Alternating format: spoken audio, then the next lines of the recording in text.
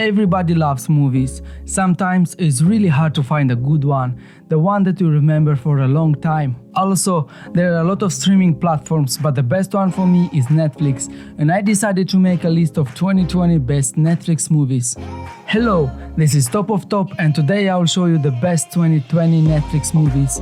There will be no places, it's gonna be a list of them and you'll decide for yourself how good they are. Let's start. 2020 has been a unique year for movies.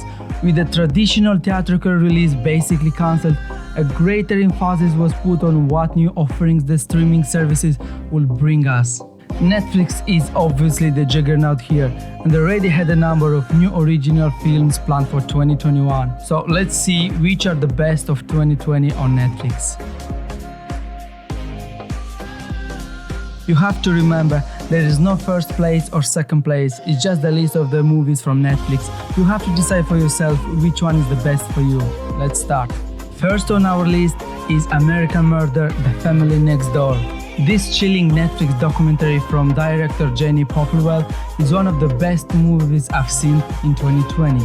It follows the 2018 murders of Shannon Watts and her two young daughters, as well as her unborn child. And what's remarkable about this heartbreaking film is the jaw-dropping footage that Popplewell got her hands on, as the investigation was documented almost immediately by Watts' friends. Other area aspect of American Murder is that it's seemingly narrated from beyond the grave thanks to the sheer amount of communication from Shannon that was available, from deceptive Facebook videos to intimate text messages with her friends concerning elements of her marriage. I don't want to say too much more because this is kind of film that is best enjoyed knowing as little as possible. But American Murder truly is one of the best true crime entries I've seen in a while. Not only does it shine a light on the kind of tragedy that has become all too common, but it also offers a surprisingly emotional journey as it examines the true meaning of sociopath. And like HBO's The Jinx, this is confessing that you'll never forget.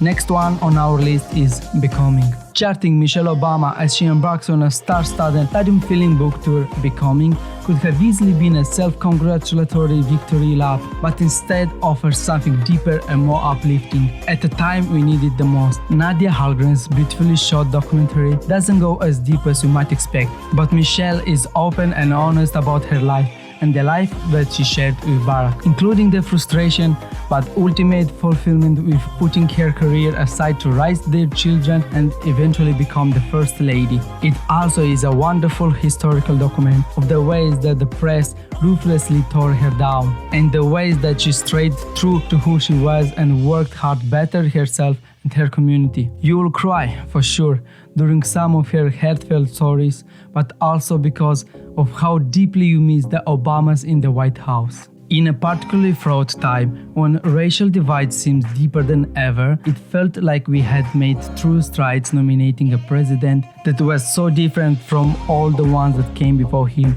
with a first lady that was unlike any we'd ever seen. Michelle's strength, determination, and good humor feel like a guiding light in these dark times. But what this documentary makes abundantly clear is that she will never stop, and neither should we. The next is The Boys in the Band. The Boys in the Band is the best kind of a film adaptation of a play, originally written by famed playwright Martha Crowley. As you'd want from a theatrical adaptation, the film, directed by theater stalwart Joey Mantello, logs into a relentlessly gripping groove once our exceptional ensemble cast simply starts talking in the same room together. Inciting incident ostensibly is an old college friend of Jimmy Parsons, played with mysterious liars by Brian Hutchison, here to crash Parsons' party with some kind of secrets he can no longer hold on to. But the real pleasure of the film comes simply from observing old friends find new ways to engage with each other, pick at each other's cards, and simply love each other. Number 4 on our list is Circus of Boo. Like so many folks before you, there's just no way you're gonna know what you're in for when you meet the Masons, a sweet and unassuming older couple. Married for decades, parents of 3 kids, they're amiable and easygoing folks the head of Netflix stellar documentary Circus of Books. That title also happens to be the name of their Los Angeles business, a hardcore gay porn show. Directed by Rachel Mason, the film explores how Circus of Books came to be an essential safe zone for the gay community over the decade, how the store ran up against the First Amendment rights along the way, and the journey towards acceptance in themselves and their family as business boomed, children came of age, the years went on. Captured with all the love, admiration, frustration and fury of a family, Circus of Books is a fascinating look into LGBT history and the tender piece of filmmaking from Mason. That's an essential watch for any documentary fan. Next one we have Creep Camp. Netflix has got some great documentaries, and 2020's Creep Camp joins those ranks. The film is a story about slow process of activism, which makes it more than a little relevant right now. It opens with a footage from 1971 of a camp for disabled teens called Camp Giant, before following various campers over the years as they fighting for disabled rights movement and accessibility legislation. It's a fascinating and heartbreaking chronicle of how hard it is to enact significant change. Especially heartbreaking because in this case, that change is making the world accessible to those with disabilities. It's ultimate rousing and insightful. Next one, The Five Bloods. Leave it to Spike Lee to bring us the perfect antidote to an empty summer blockbuster season. The Oscar-winning filmmaker ambition Vietnam War drama The Five Bloods is tremendously moving, starring Anna Wilde all at once. The story chronicles four black Vietnam War veterans who return to Vietnam to recover the body of their fallen squad leader and some gold they left behind.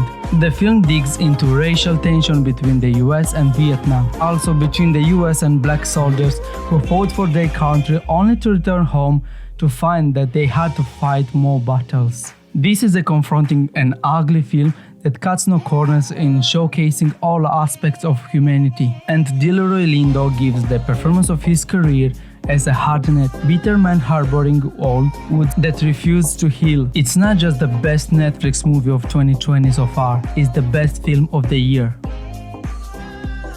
On number 7 in our list we have a great movie called The Devil All the Time. It's a movie about Robert Pattinson playing a slimy, reptilian Southern Baptist preacher, which is a thing I never realized I needed until he strolled on screen sporting a tremendous fake belly and far too many rings. The rest of the cast is stellar. Tom Holland plays the put-up main character Arvin with a quiet intensity we don't normally see from him. Bill Skarsgård plays her tortured father Willard, and Jason Clarke and Riley Coe star as a married pair of serial killers, and that's just half of the main cast. All the Time is an extremely dark film, at times almost punishingly so, but it's a grippy drama loaded with memorable performance that is well worth your time. On number 8 we have Enola Holmes. One of the best pleasant surprises of 2020 was Enola Holmes. The film wasn't supposed to be a Netflix movie. Warner Bros. Sold it to the streamer early in the pandemic, and it was still able to find an audience in 2020. But what a delightfully charming movie. It works on a same base level as a Sherlock Holmes style mystery starring Millie Bobby Brown as the youngest Holmes sibling. The script by Jack Thorne adeptly digs into the feminism and mother-daughter relationship, turning this charming book adaptation into a thematically rich story of independence. Brown shines, of course, but Henry Cavill is also excellent as Sherlock Holmes, and director Harry Bradbeer, best known for Fleabag, does a wonderful job of keeping the audience in Enola's paw. In a year without major blockbusters, Enola Holmes delivered on the spectacle and heart in equal measure.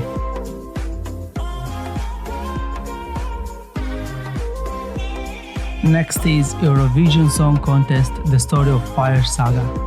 What an absolutely unexpected delight Eurovision, The Story of the Fire Saga turned out to be. While many presumed this was another silly Will Ferrell comedy, this film actually turned out to be surprisingly emotional story of hope, love and pride. It does indeed deliver on the comedy antics, but Rachel more than holds her own as one of half of the titular ice lighting performing duo, delivering on both the comedy and the emotional aspects of the story. Next we have Extraction. Extraction has two things going on, both very appealing. One is absolutely raw, brutal powerhouse of action picture with aggressively violent combat and one take sequence that grabs you by the chest and doesn't let you go. And two, it is an interior story about a man trying to regain his humanity when being a human means being killed. Chris Hemsworth tackles both sides of his character expertly, grounding the trope-laden narrative with uncommonly excellent physical and emotional stakes. Don't get it twisted, this is absolutely a movie where Hemsworth annihilates the shit out of a bunch of dudes. But it's also a movie where Hemsworth has done his homework and has given his character physical strength, resonant emotional stakes. The 11 on our list, we have the movie called The Half of It. The Half of It has earned comparisons to Netflix breakout hit To All the Boys I Love for a few reasons. They both spotlight Asian American leading ladies, both of which are living with their cool dad after the death of their mothers. And there's even a shared seduction by Yakult moment. But The Half of It is much more lyrical and heartbreaking movie beneath the swinging love story. Gorgeously shot, expertly paced, and filled with characters you can't help but learn to love, The Half of It is a knockout, self-aware teen romance that's as bittersweet as the real thing. Another movie is His House. If you're feeling a bit tired of all the tropes that come along with traditional British haunted house movie, His House is a striking breath of fresh air. But, spooky air. You won't find any Victorian mansion or pallid apparition in billowing nightgowns. Instead, Remy Wick's future debut delivers a present-day update on the haunted house yard. In rich characters arcs, devastating emotional revelation, and tremendously empathetic on the horror and hope of the immigrant experience. Both main characters star as a refugee couple determined to forge a new life in England after making a traumatic escape from Sudan. But it's not long until they discover trauma has a way of sticking around, sometimes in downright terrifying ways. Till the end, the movie His House, it's a beautiful, chilling film, easily one of the best horror movies of the year. Number 13 in our list is I'm Thinking of Ending Things. As is often the case with Charlie Kaufman production, things are not what they seem in the Writer 2020 Netflix movie I'm Thinking of Ending Things. Kaufman adapts Lane Wright's novel of the same name, which generally speaking follows a young couple, Jake and a nameless young woman, JC, who are going to visit Jake's parents. One of the biggest concerns about the trip is that the young woman has doubts about her relationship with Jake and tries to decide if she should break with him as the movie goes on. I'm Thinking of Ending Things is a great movie that touches a variety of broad themes: depression, relationship power dynamics, the extremely male concept of greatness, the nature of reality, the meaning of existence, and even death. This movie not only boasts a meaty story you'll want to revise, but it also features two freaky credible performances from Plemons and Buckley. Next is Jingle Jangle: A Christmas Journey. I'm calling it Jingle Jangle: A Christmas Journey is official a Christmas classic. The first time I think I've seen one in the wild since Elf. It's a family-friendly musical adventure comedy with an adept cast singing and dancing their way through all kinds of pop, rock and tea tunes and incubating some delicious steampunk-inspired production designed courtesy of Gavin Buck. But don't let the candy cane exterior fool you. Jingle Jangle, like many Christmas classics before it, is undeniable melancholy, so willing to plumb the depths of forest darkness before allowing him any kind of catharsis. But as this catharsis wields its head, courtesy of an incredible performance from the young Madeline Mills, its taste is so sweet. Next one we have The Lovebirds. The Lovebirds is a very different beast from The Big Sick. as the film is more often a homepage to darker comedies from the 80s. Nanjiani and Issa Rae star as a long-term ordinary couple whose relationship was frayed to the breaking point. Timing couldn't be worse, as a violent incident leaves them terrified to go to the cops and completely out of their depth when it comes to the criminal underworld upon which they've stumbled. It's a zippy rom that makes incredible use of Rae and Nanjiani's chemistry. As writer Alan Bennett once said, a great rom-com lead is often defined by his or her ability to gaze properly at their love interests. The Lovebirds is a textbook example of that. Number 16. Ma Rainey's Black Bottom. Another electric play adaptation from Netflix this 2020, Ma Rainey's Black Bottom is a thrilling, vital, alive piece of cinema. Performances in this film are just the best you'll see all year. In the title role, Viola Davis has disappeared. You'll only see Ma Rainey on the screen, a volcanic, barely controlled, barely lucid, yet wholly controlling figure that dominates and endears in equal measure. Chadwick Boseman in this film performance is astonishing. He's pleading, bitter, disruptive, charismatic, easy to love and hate in equal measure. They just don't make him much better than Ma Rainey's Black Bottom. Next one is called Monk. David Fincher, who has made 2 series for Netflix since 2013, took his black check and made a true passion project, Monk, a pseudo-biographical portrait of Herman J. Fincher goes all out, trying to recreate the production methods and overall look of the movie from the 40s. The skies are static matte painting, he digitally degrades the film, adding scratches and cigarettes burned, and he even coaxes a big brassy score out of Trent Reznor and Atticus Ross, members of aggressively glitchy electronic rock band 9 Inch Nails. The end, Monk separates itself from many other movies about movies that the industry frequently trips over itself to upload. Miss Americana. Miss Americana. Few expected from Taylor Swift's documentary Miss Americana to be warts and all portrayal of the insanely famous musician and songwriter. But the film is far deeper than it needed to be. Indeed, the first half of the film does a nice enough job chronicling Swift's career, but it reaches new heights in the second half of the film when Swift decides to take a public political stance for the first and struggle to reconcile knowing what's right with doing what's right, especially for someone as famous as she. This documentary is basically the origin story of a feminist, and in that way, it's a words and all portrayal of strongest young woman face in deciding to stand up and use their voice in a world in which so many simply want them to smile and stay quiet. Number 19. The Old Guard.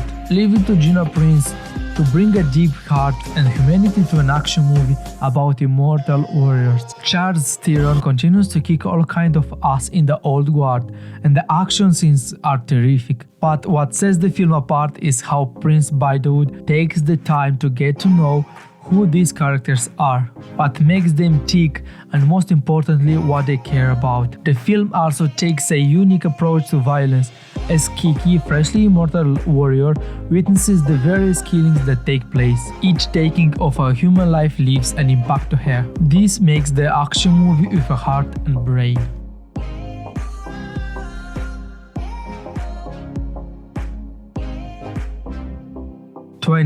Over the Moon. At one point, master Disney animator Glenn Keane, the man who created Ariel and the Beasts, amongst many others, was said to help Tangled. Story problems and health issues eventually forced him off of the project, although many of his designs still remain. And it only took another 10 years for him to finally direct his very first feature. Over the Moon is a modern fable about a young girl named Fei Fei who longs to bring proof of goddess living on the far side of the moon. So she builds herself a rocket to get there. With beautiful character design, lavish animation by Sony and Fear Studio, and a wonderful score by Stephen Price, Over the Moon was welcomed release from 2020. And this makes it one of the best cartoons on Netflix 2020. Next one is The Platform. There was no other movie in 2020 that I watched more than The Platform, which speaks how rewatchable it is. The only way to watch the movie at the moment on Netflix is with subtitles. I don't really want to say more about it, you just have to watch it, you'll never regret about it.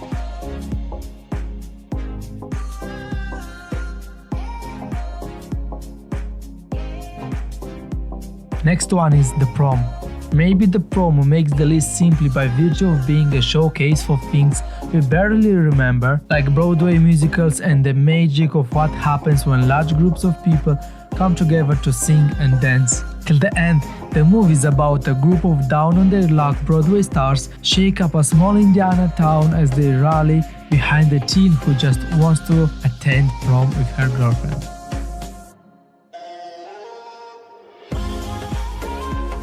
Next one we have Rebecca.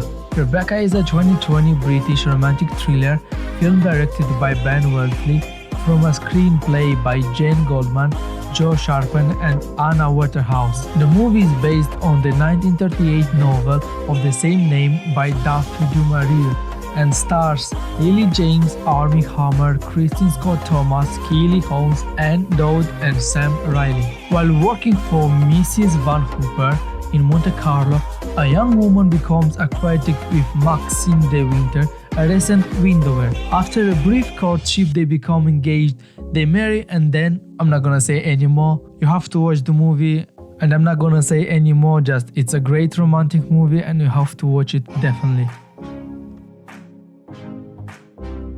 Next we have To All the Boys, P.S. I Still Love You. The 2018 Netflix original rom-com To All the Boys I Loved Before took audiences by storm, so anticipation was high for the second entry in this trilogy. And while the sequel may not be quite as magic as the first, Lana Condor continues to be an absolute delight as high schooler Lara Jean Covey. Noah continues his bid to become the next Mark Ruffalo with his charm offensive, and Jordan Fisher marks a terrific new addition to the ensemble as a new potential suitor for Lara Jean. This is very much a high school rom-com, but what sets this franchise apart is how it takes the time to dig into emotional headspace of its young lead character. There's a reason these movies connect so deeply with audience, and P.S. I Still Love You is a treat of a film.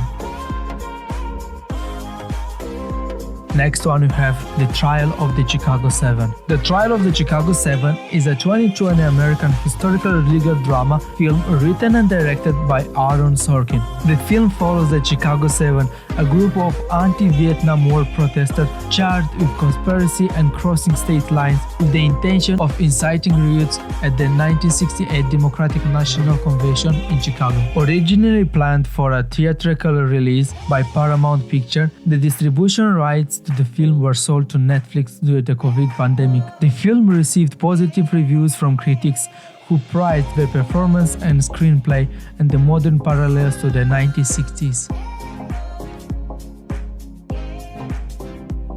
And the last but not the least, we have Vampires vs. the Bronx. I'll be really honest, I had a really low expectation for this movie, but I'll be damned if this wasn't a charming horror comedy about a horde of bloodsuckers who picked the wrong New York bro to invade one building at a time. Vampires vs. the Bronx doesn't reinvent anything, but it has some interesting things to say about gentrification in addition to some cool death scenes. At just 86 minutes, the film moves quickly, and it should be a Halloween favorite of the streamer for years to come, especially if you happen to be a teenager boy.